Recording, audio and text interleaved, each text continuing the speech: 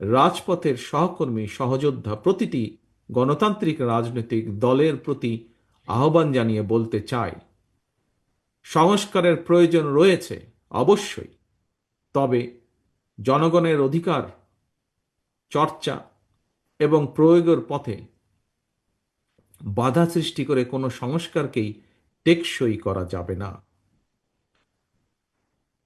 পরাজিত পলাতক স্বৈরাচার মুক্ত বাংলাদেশে গঠিত বর্তমান অন্তর্বর্তীকালীন সরকার জনগণের অভিপ্রায়ের সরকার।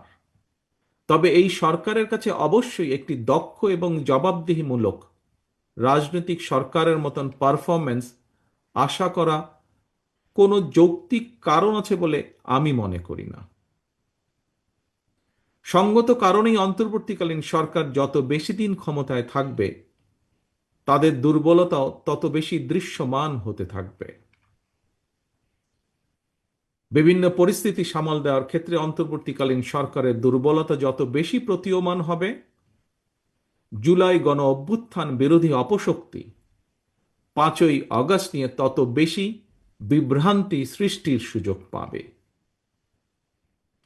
ফ্যাসিবাদ বিরোধী আন্দোলনে আমাদের রাজপথের সহযোদ্ধা গণপরিষদ সভাপতি নুরুল হক নূরের উপর হামলা সহ সাম্প্রতিক কিছু ঘটনা স্পষ্ট দেশের স্থিতিশীল পরিস্থিতি ক্রমেই জটিল হয়ে উঠছে অথবা জটিল করে তোলা হচ্ছে। প্রিয় সহকর্মীবৃন্দ, সম্মানিত সভাপতি, সম্মানিত নেতৃবৃন্দ, বিবেক হচ্ছে মানব সমাজের সবচেয়ে বড় আদালত। এই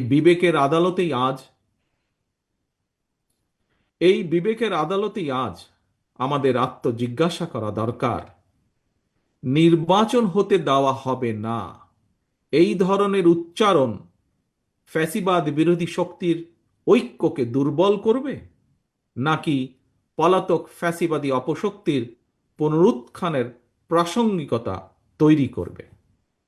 অতএব এখনো সময় আছে, আমাদের সতর্ক হওয়া দরকার। পরাজিত পলাতক অপশক্তি কিন্তু সুযোগের অপেক্ষায় ওত পেতে রয়েছে। প্রিয় সহকর্মীবৃন্দ, প্রিয় ভাই বোনেরা, পলাতক স্বৈরাচারের মতন বিএনপির বিজয় ঠেকানোর অপরাজনীতির পরিবর্তে আসুন আগে নির্বাচনের মাধ্যমে বাংলাদেশে জনগণের কাছে দায়বদ্ধ সরকার গঠন করি সকলে মিলে। এরপর রাজনৈতিক দলগুলোর আরও সকল যৌক্তিক দাবিগুলোর সমাধানের পথ খুঁজি আমরা।